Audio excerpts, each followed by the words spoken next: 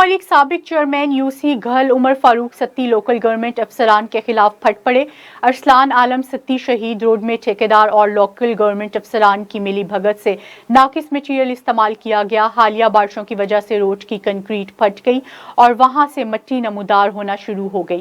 Road بننے کے دوران مقامی لوگوں کی نشاندہی پر لاہور سے ایڈیشنل سیکریٹری ارسلان ستی شہید روڈ تشریف لائے اور روڈ کا وزٹ کیا۔